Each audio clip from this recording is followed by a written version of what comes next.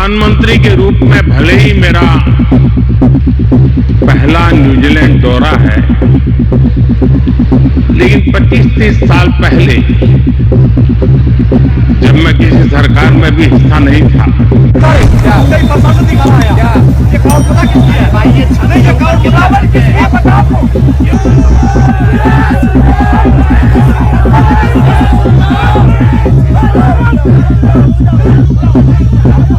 चोर है बोलते हैं वीआईपी दर्शन करा रहा हूँ तुमको 500 रुपए पर पर्सन दे। कौन बोल रहा है? वहाँ चोर है, उधर ही खड़े हैं सब। तो अंदर में वीआईपी दर्शन? हाँ, 100 रुपए पर पर्सन के हिसाब से। तो डायरेक्ट वो मंदिर में लेकर जाएंगे? हाँ, डायरेक्ट ले जाएंगे। 100 रुपए चाहिए उनको। 100 रुपए?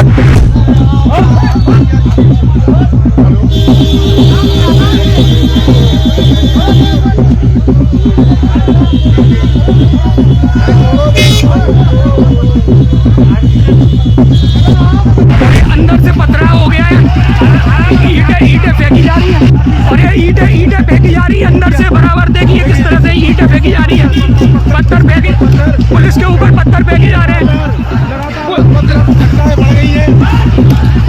साथियों, मैं अभी नरेंद्र मोदी जी की एक वीडियो देख रहा था जहां वो न्यूजीलैंड के अंदर अपनी स्पीच दे रहे थे, वही टेलीप्रॉम्प्टर लगाकर, जिसका उपहास भी उड़ाया गया न्यूजीलैंड के मीडिया के द्वारा, जिसमें उन्होंने कहा था, एक पत्रकार ने, कि भारत के प्राइम मिनिस्टर नरेंद्र मोदी की हर एक स्पीच, हर एक मंच स्क्रिप्टेड होता है, बिना स्क्रिप्ट के वो कुछ नहीं कर सकते, अनस्क्रिप्टेड मंच वो कभी साझा नहीं करते।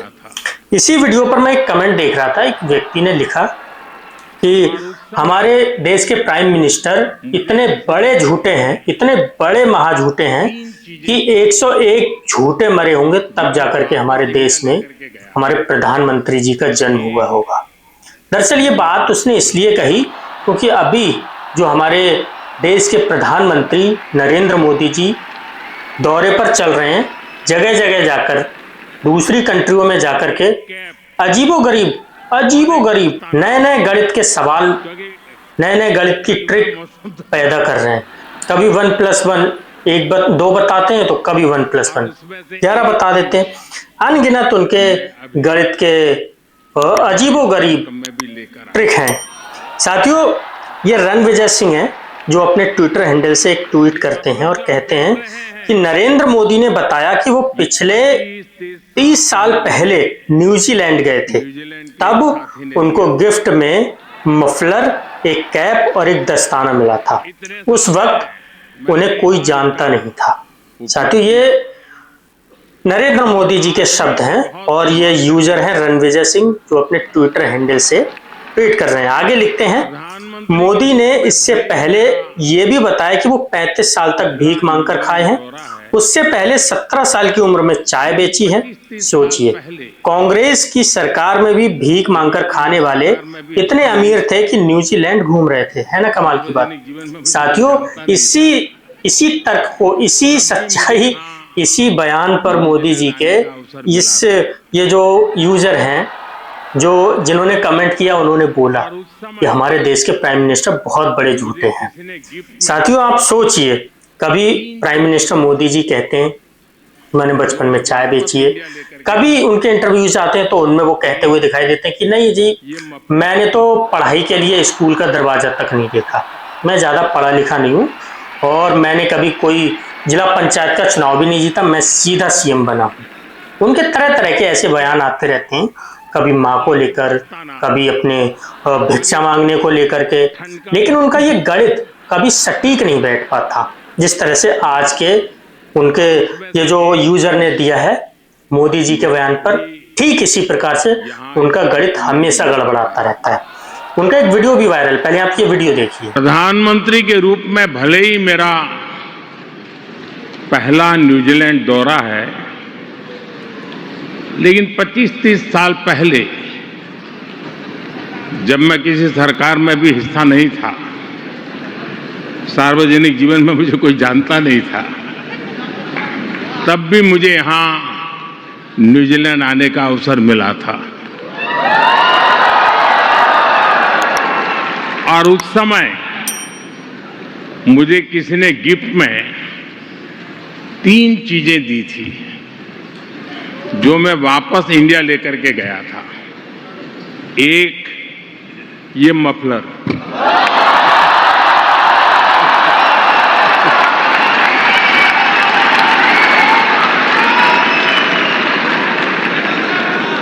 एक कैप और एक दस्ताना, क्योंकि ठंड का मौसम था। और उसमें से एक चीज मैं अभी यहां इस कार्यक्रम में भी लेकर आया हूं। ये मफलर जो आप देख रहे हैं, ये 25-30 साल पहले मुझे न्यूजीलैंड के एक साथी ने दिया था।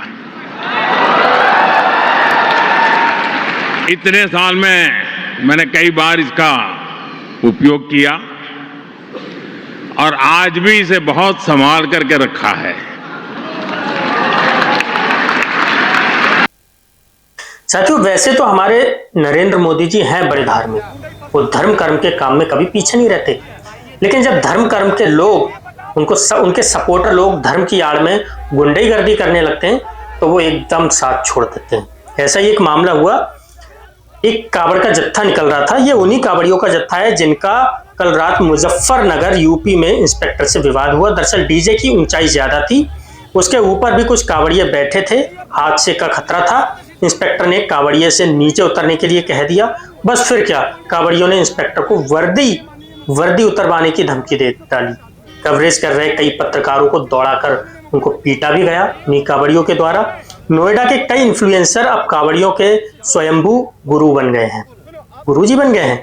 वो एक महीना पहले हरिद्वार पहुंच जाते हैं, कावड़ियों की कावड़ उठवाते हैं, उनके साथ कुछ दूर चलते हैं और धड़ाधड़ रील शूट कराते हैं। कल रात हुए हंगामे में ये कथित इन्फ्लुएंसर गुरुजी भी मौजूद थे। साथियों, क्या गलत का प्रशासन है। जो इंस्पेक्टर थे उन्होंने सिर्फ इतना कह दिया कि ये जो डीजे की हाइट है इसको थोड़ा नीचे कर लीजिए और अगर इस पर जो लोग बैठे उनको उतार दीजिए, क्योंकि ऊपर हाई टेंशन लाइन होती है, बिजली की लाइन जाती है। अगर धोखे से भी टच हो गया तो आप समझ सकते हैं कितना बड़ा हादसा हो सकता है उस डीजे पर बैठे लोगों के साथ। उनकी मौत तक हो सकती है करंट से, उस लाइन के संपर्क में आने से। लेकिन ये बात इन कावड़ियों को बुरी लग गई और इन्होंने ये उस इंस्पेक्टर पे ही हावी हो गए, यहां तक कि उस इंस्पेक्टर को धमकी दे डाली कि मैं तेरी वर्दी उतरवा दूंगा।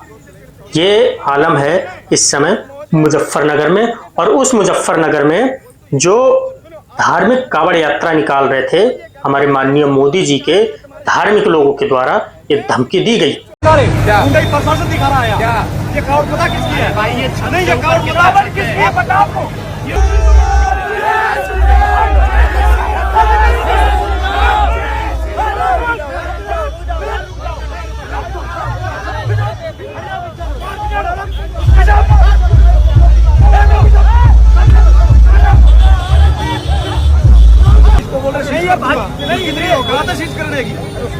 नहीं, ये बोल रहे हैं आप बुलाऊं। नहीं, ये बोल रहे हैं कि मैंने बोला कि ये माननीय मुख्यमंत्री ऐसी कावड़ 365 आती है। इसका मतलब क्या आप चिढ़ते हो? हमसे चिढ़ते हो? माननीय मुख्यमंत्री से चिढ़ते हो? ये मुख्यमंत्री से चिढ़ रहे। मोदी जी, आप पिछले साल भी मेरी सिक्योरिटी में थे, वो भी तो यही थे। बिल्कुल सुनो, आप पिछले साल भी मेरी सिक्योरिटी में थे।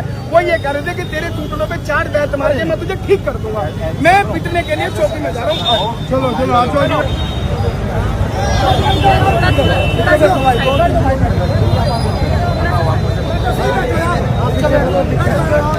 ये कौन सी बात।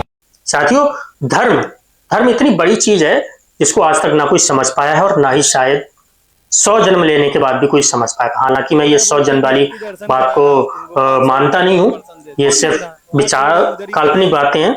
ऐसे ही हनुमानगढ़ी पर एक किस्सा देखने को मिला। एक व्यक्ति का इंटरव्यूज में देख रहा था इंटरव्यू, तो वो बता रहा था कि धार्मिक ये जो धर्म की लड़ी चल पड़ी है, धर्म का दौर चल पड़ा है, रामराज्य चल पड़ा है, इतना बड़ा रामराज्य यूपी के अंदर स्थापित कर दिया है, खास तौर पर अयोध्या के अंदर, और वो भी हनुमानगढ़ी पर। यह व्यक्ति बताता है कि जब यह हनुमानगढ़ी के दरवाजे गेट पर खड़ा हुआ था तब कुछ व्यक्ति वहां पर खड़े हुए थे और वो बोल रहे हैं कि हम आपको वीआईपी दर्शन करा देंगे अगर आप हमें 100 रुपए देंगे। उस व्यक्ति ने पूछा कि हम कितने लोग होने चाहिए? बोले प्रति व्यक्ति 100 रुपीस। साथियों, भगवान नहीं बुला रहे हैं। भगवान चाहे भी कि मेरा भक्त दर्शन कर ले तो भी नहीं कर सकता, सिवाय इन यहाँ पे जो चोर खड़े हुए हैं। इन चोरों के अलावा कोई भी भगवान के दर्शन नहीं करा सकता, चाहे भगवान साक्षात धरती पर आ जाए। उनकी शक्ति सब खत्म है, उनका आशीर्वाद सब खत्म है। कहते हैं ना कि ये दुनिया भगवान ने बनाई है, ये भी झूठ है। सिर्फ सच ये है कि ये जो चोर उचक्के खड़े हुए हैं, जो 100-100 रुपए में वीआईपी दर्शन कराने को तैयार हैं भगवान के, ये सच है। भगवान की आस्था, भगवान के अस्तित्व पर सवाल उठाता हुआ यह वीडियो आपको सोचने पर मजबूर कर देगा। साथियों, धर्म से बड़ा इस देश के अंदर कोई धंधा भी नहीं है। ये धंधे का जीता जागता उदाहरण है। कैसे ये व्यक्ति, ये चोर उचक्के, एक व्यक्ति जो अपनी आस्था से गया अपने भगवान के दर्शन करने हनुमानगढ़ी में, उससे कह रहे हैं कि 100 रुपए दे दो, मैं तुम्हें वीआईपी दर्शन करा दूंगा, आपको कोई समय नहीं लगेगा। साथियों, ये बहुत संजीदा सवाल है और सोचने वाली बात है। समाज में किस तरह का एक माहौल तैयार हो रहा है। चोर है, बोलते हैं वीआईपी दर्शन करा रहा हूँ तुमको, 500 रुपए पर पर्सन दे दो। कौन बोल रहा है? वहाँ चोर है, उधर ही खड़े हैं सब। तो अंदर में वीआईपी दर्शन? हाँ, 100 रुपए पर पर्सन के हिसाब से। तो डायरेक्ट वो मंदिर में लेकर जाएंगे? हाँ, डायरेक्ट ले जाएंगे। 100 रुपए चाहिए उनको। 100 रुपए तो मतलब कहीं ना कहीं ये तो उनका होगा मिली भगत। हाँ, वहीं पर आगे जाइए, वहाँ गेट पर खड़े हैं सब। सर लोग के साथ ऐसा हुआ? हाँ, पूछ रहे हैं। मैं बोला कितना लोग है? एक आदमी का 100 रुपए मांग रहे हैं। तो इतना वेट नहीं करना होगा। मैं बोला भाई गेट पर ही है, हम लोग चले जाएंगे, रहने दो। तो पीछे का रास्ता। और ये माहौल सिर्फ यहाँ तक सीमित नहीं है, ये हमारे जनता के बीच, हमारी सरकार में, हमारे नेताओं के, हमारे प्रशासन के बीच इस तरह फैला हुआ है कि एक और वीडियो बहुत तेजी से वायरल हो रहा है। ये वीडियो है कानपुर से, जहां पर प्रशासन और अधिवक्ता, प्रशासन से एक पुलिस वाला, अधिवक्ता, दोनों के बीच एक झड़प, जोरदार झड़प देखने को मिली, जिसमें कचहरी परिसर क्षेत्र बीच रोड में वकील और पुलिस कर्मी के बीच हुई जबरदस्त मारपीट। यह घटना कानपुर के सिविल लाइंस कचहरी के पास इलाके की बीते कल 10 जुलाई दोपहर की है, जहां एक पुलिसकर्मी और वकील के बीच सड़क पर सरेआम जमकर मारपीट शुरू हो गई। घटना का वीडियो स्क्रीन पर चलाता हूं मैं, आप इस वीडियो को देखिए।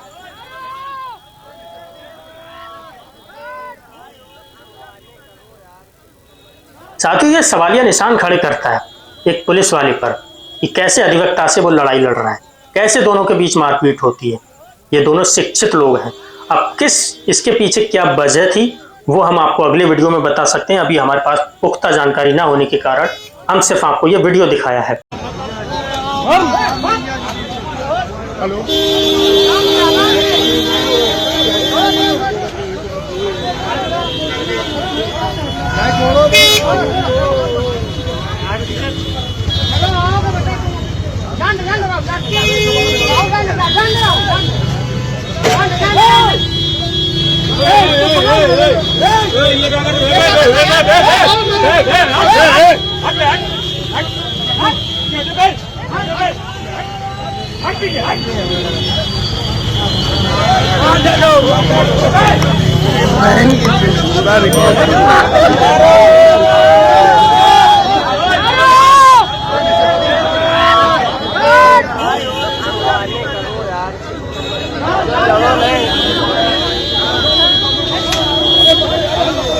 साथियों, शासन प्रशासन और ऊंचे ऊंचे पद की औकात क्या है अगर नीचे वाला कार्यकर्ता ही अपने हाथ खड़े कर दे। ये मैं बात कर रहा हूं दतिया की। जी हां दोस्तों, दतिया, एमपी दतिया में बीजेपी कार्यालय के अंदर से पुलिस पर पथराव किया जा रहा है। उपद्रव करने वाले बीजेपी समर्थक हैं। कई पुलिसकर्मी घायल हो गए हैं। वाहनों में तोड़फोड़। ये बवाल सिर्फ आगामी उपचुनाव में एमपी के पूर्व गृह मंत्री नरोत्तम मिश्रा को पार्टी से टिकट न दे मिलने के कारण हुआ। बीजेपी ने नरोत्तम मिश्रा की जगह आशुतोष तिवारी को अपना उम्मीदवार बनाया, जिसके बाद नरोत्तम मिश्रा ने अपने जो समर्थक थे उनको इशारा किया और समर्थकों ने भारी पथराव पुलिस प्रशासन पर कर दिया। यहां तक कि नरोत्तम मिश्रा ये कह चुके हैं कि अगर उनका टिकट कटा, हालांकि जो कट चुका है, तो वो दिखला देंगे।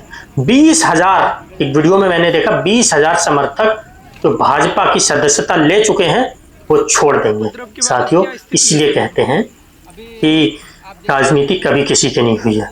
इसमें जिसके अंदर बल है वही सरकार में अपना पांव जमा सकता है। इस वीडियो के साथ मैं आपको छोड़कर जा रहा हूं।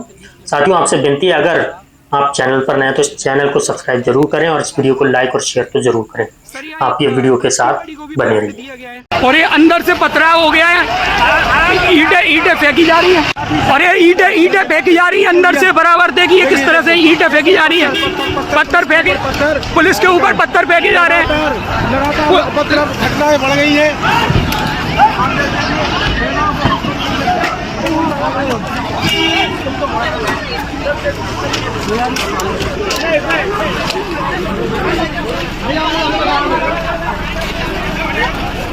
भवन में लाते हैं।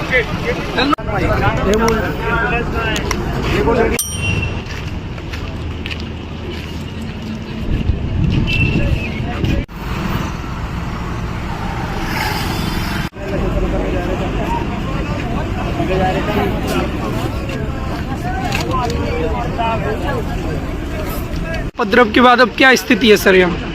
अभी आप देख सकते हैं, कैमरा उधर दिखा सकते हैं। अभी भी चक्का हमने 1 घंटा हो गया खोले हुए, लेकिन अभी भी चक्का जाम पूरा क्लियर नहीं हुआ। इतना बड़ा ये जाम था, लगभग 17 से 20 किलोमीटर का ये जाम था, और बहुत सारी बसेस एम्बुलेंस इसमें फंसी थी, जिसमें महिलाएं और बच्चे थे। सर यहाँ एक पुलिस की गाड़ी को भी पलट दिया गया है।